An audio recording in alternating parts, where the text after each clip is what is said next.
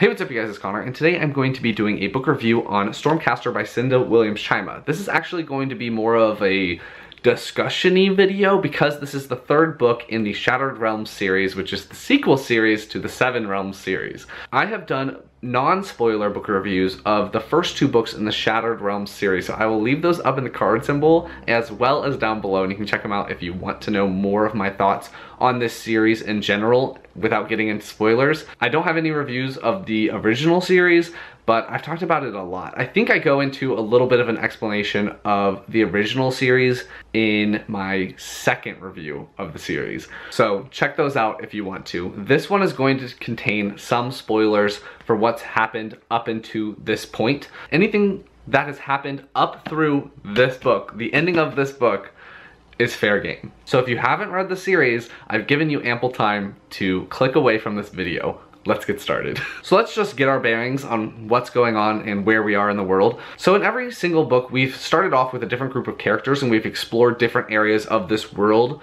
and then caught up to the present and have continued on. In the first book, we follow Ash and Lila as well as Jenna, and we're following them while they're in Arden and doing stuff in there. Then we also, in the second book, follow Liz and Hal, and we're following them in the Fells, as well as Brion. And then in this book, we're following a character named Evan, who is from Carthus, which is an island. Like, here's the Fells, here's Arden, and then Carthus is to the east of the Fells and Arden, also the Northern Islands, because that's where Empress Celestine is from. At the beginning of this book, Evan is living on a pirate ship, and at the beginning, they run into Empress Celestine, and she finds out that Evan has a mage mark. He is one of the children that Empress Celestine has been trying to track down and capture and kind of subjugate / drug to keep them out of her way. At the very beginning, I like that he escapes, and then he goes back to Tarvos, which is this port city, and he is just trying to figure things out, trying to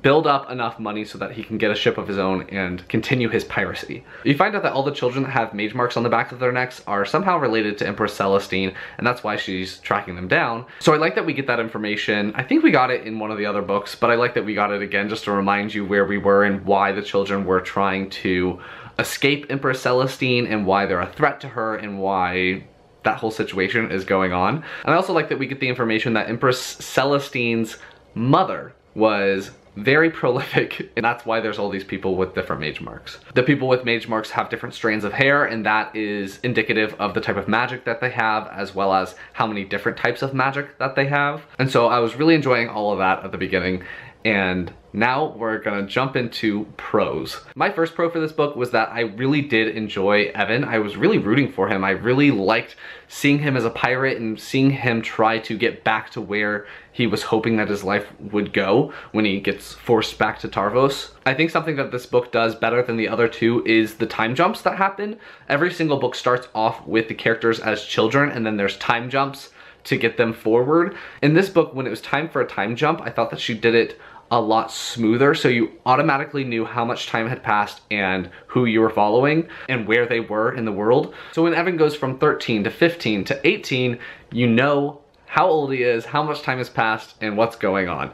So I thought that the time jumps used in this book were a lot more effective and a lot easier to read through than the ones in the previous two books. I also liked that she has now hit the main three areas of the world. We had one book that followed Arden, we had one book that followed the Fells, and we have one book that follows Carthus and the characters that are originating from those places that all come together to form this story. So basically I'm reaffirming my pro that I said in the other two books, that she's expanded this world immensely and she's added a lot of different cultures and different ways of living that I was really enjoying. One of my cons in the second book was that I thought everyone hooked together really quickly and we really were only following one story and jumping from POV to POV. I liked that in this book all the characters have separated again and now we're following different stories from the different POVs, so it makes reading from different characters' points of view more worth it. You're getting a fuller picture than just jumping from one character to another while reading the same small plot thread. So I like that we follow Hal as he's trying to figure out things in Arden. I like that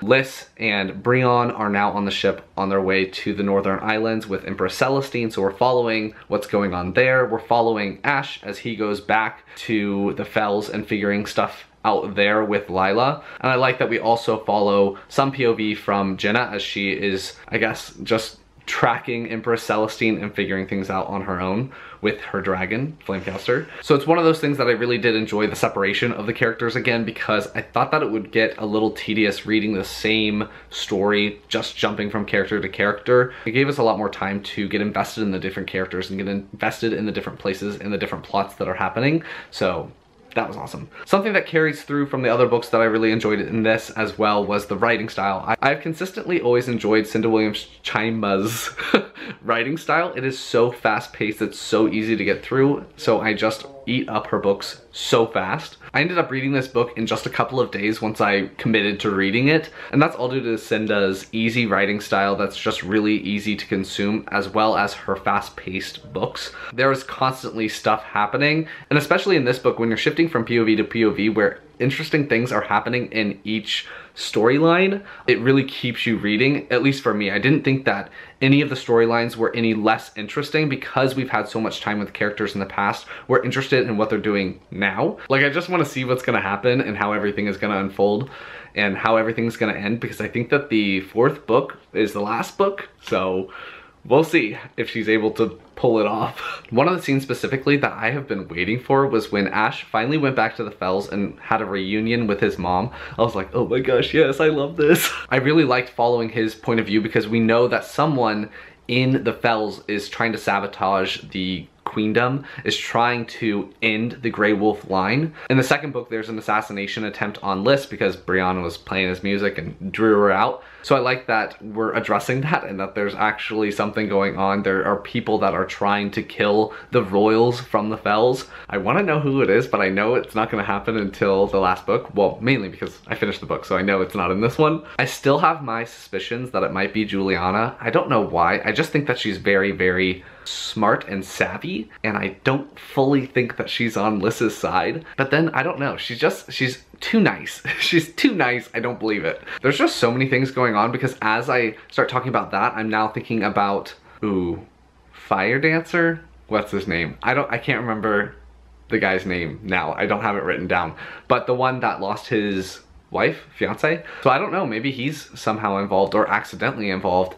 I don't know. Did I talk about Evan and Carne? The beginning 150 pages is almost like its own little novella to let you know who Carne is and who Evan is and why they have this relationship that they do, that I think they pop up in the 1st book when that whole mess goes down in Arden. And I was just really rooting for them. I really want them to be together. I want them to be happy. So that is something that I was really enjoying. I was really enjoying seeing Carne and Evan's relationship start to form and all of that stuff. I've seen in people's reviews where they're not super convinced about that relationship and that they think it's kind of like insta-love. But for me, I think it was insta-lust. That whole timeline, that whole 150 pages of them-ish being together. It's not 150 pages, but you know what I mean. That is a significant amount of time where you could probably fall in love with someone. Like, I think it takes place over at least a year. Like, they have to build a ship. So that takes time. I definitely think there was enough time for that to actually develop into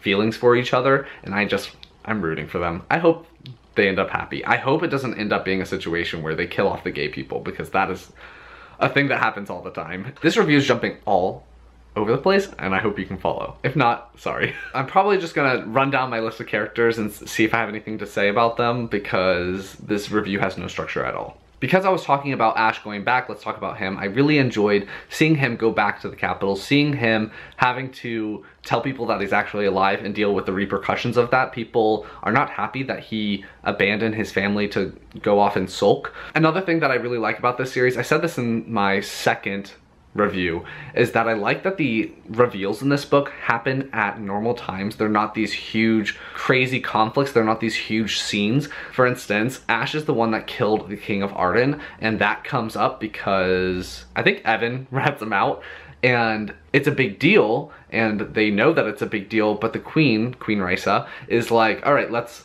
in this party, let's talk about this, let's figure it out. behind closed doors. Let's not make this huge scene where everyone knows all of our business. And I thought that that was more realistic. So I like that the characters are not overly dramatic, and I like that the reveals happen naturally. So yeah, I just like that as well. So that happened with Ash, and I liked that Queen Risa reacted very realistically to Ash coming home and to her life and losing a lot of people that she loves. She just wants to keep Ash close to her and doesn't want him to go off trying to rescue Liz, but he has to. Ash is one of my favorite characters in this. I think that he has a lot of room to grow. I think that he's gonna be a huge player in this, and I am very excited to see his role in the next book. I honestly like all the characters. Let's get that out there so I don't start every sentence with I like this character. Lila is starting to manipulate. She's starting to move all of the chess pieces and get people in place and get the things that she wants accomplished. She is manipulating people. She is getting in there, getting Carne to free the different people. She comes back with Ash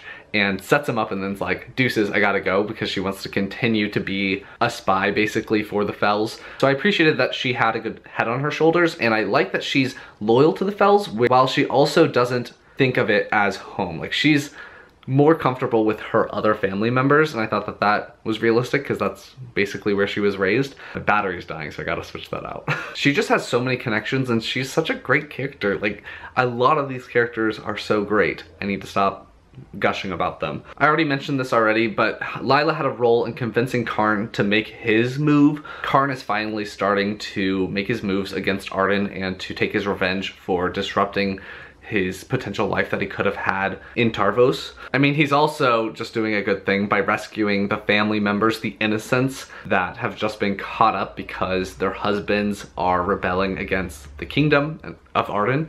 So I like seeing Carne and Hal interact, and how Hal is suspicious of Carne because Carne is his spy master and Hal has reason to be suspicious of him. But at the end of the day, Hal doesn't really have a choice. He has to go along with this plan, and I like that him and his brother team up. They get things done, they get the women prepared, they get the women out and the children. And then I like that Carne manipulated the situation so that he still has power, but then Lila manipulated the situation again because Lila outsmarts everyone all the time. Now they have to do what she wants because she's sent the families up north to the Fells, where the Fells will at least not keep them in chains and everything like that. Empress Celestine is a very interesting character. You get some scenes with her. I don't think we get any point of view from her, but we understand that she has been, I don't know how to describe it. She has a very skewed view on the world. She thinks that she is very, very important. She has an inflated ego. Basically, she gets her way all of the time because she can control people. But that situation has been in a couple of other books that I've read, and I always really enjoy it because they always break down and allow one person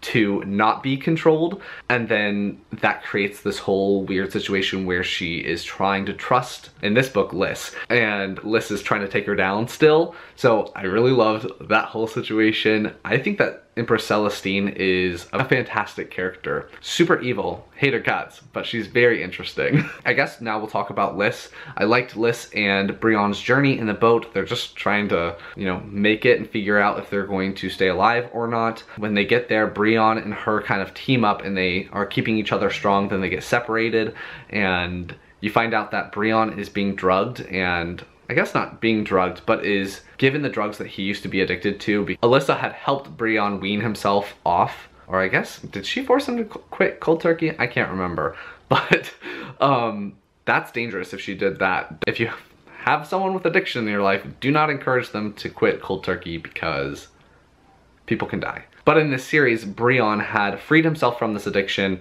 and now Empress Celestine is giving it back to him to basically get him out of the picture and make sure that he can't really fight back against her. And Liz is the only one. She's very isolated now, and she's trying to come up with a plan where she's able to get back to the Fells and help her people. One thing that was in this book was an attempted rape scene, and that was like, oh geez, no. But I'm glad that it didn't happen, and I'm glad that that creep was taken care of by Jenna and her dragon. And now that Jenna and Liz have really teamed up, I think that they're going to be able to figure out a plan and figure out a way to save people and stop Empress Celestine. I cannot wait until Brion gets rescued by Liz, because that's definitely going to happen. And then Brion, Jenna, and Evan all team up because they need to. to defeat Empress Celestine. There are just so many plot threads in this, obviously, because I've been talking your ear off about them. I don't know how they're all gonna wrap up. Like, I think my first con is I just don't think that it's all gonna be able to be wrapped up in a 4th book. Like, I know the book is coming out soon. I will be so impressed if she's able to do it, because I don't know.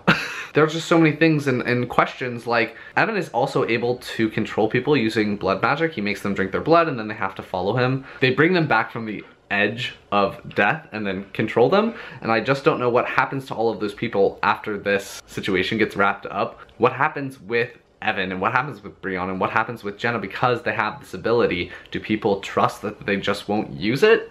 I wouldn't. I don't know. I thought it was crazy how Liz at the very end becomes the technical queen of the Fells now because her mother technically died and then gets brought back to life so that she can continue and help the Fells because she just needs to. I liked the scene where Liz meets all of the old queens and they're basically worrying about what has happened because Rhaesa has broken the rules. She has come back to life. She should be dead, but now Liz is technically the queen, so she's the one that's going to be seeing the wolves run and everything like that. Just crazy magic stuff is happening. And again, there's just so many moving parts. So I guess like all of this has been, I love the characters, I love the plot, I love the writing. I did talk a little bit about this, but my like concrete neutrals are that I think that the first 125 pages, 150 pages act almost as its own little novella, and then the story starts. You get all of Evan's backstory, you get Evan and Carne's love story. I do think that that 150 pages could be a little strange because it's not really moving the plot forward at all. What was my other neutral? Oh, my other neutral was that I saw that people didn't believe that they could fall in love so quickly, but it was quite a long time. It just seems really short because the first 150 pages is just about that whole situation. So I understand why people think that it's almost insta-love-y, but if you look at the time that's passed, it makes more sense. And my only con that I mentioned before was that I don't know if it's gonna be able to be wrapped up in one book. Like, there are so many things going on and I don't know if everything is gonna be able to come together and give me all of the answers. Is she gonna write another series? Is that what's happening? So I don't know. I just have hesitations, which isn't really a con, but it's there. And then I thought that the ending was kind of like a, let's go. Like, there's no really catharsis. It's just like, these characters are teamed up, these characters are teamed up, these characters are teamed up, and now let's start the final book. Like, it's not like an ending. It's more like a, not even a cliffhanger. It just ends. And so I would have liked one thing wrapped up in this. It would have been nice to like figure out who the assassination attempts are coming from, or have a resolution happen between the nobles in Arden and the king of Arden. Something done. And then we could have gotten answers about the other stuff later on, but there's just not a whole ton of catharsis when you finish this book. And I don't know. We'll see how I think one thing that I am worried about in the 4th book is the number of POV characters. We didn't get like any POV from Brianna in this, so I'm wondering which characters don't get POVs and which characters do. And if she keeps all the characters, is that gonna be too many points of view? We'll see. So that's my very rambly discussion situation on Stormcaster by Cinda Williams Chima. I forgot to even address that the fact that it's called Stormcaster is because of Evan. Evan's the Stormcaster. If you like this video, please give it a big thumbs up and comment down below on things that I haven't talked about. If you want to talk about any spoilers, any theories that you have, leave them down below. Anything else you have to say, also leave that down below, and we will talk to you guys next time. Bye. Nikki, say bye, buddy. Nikki, say bye. Bye.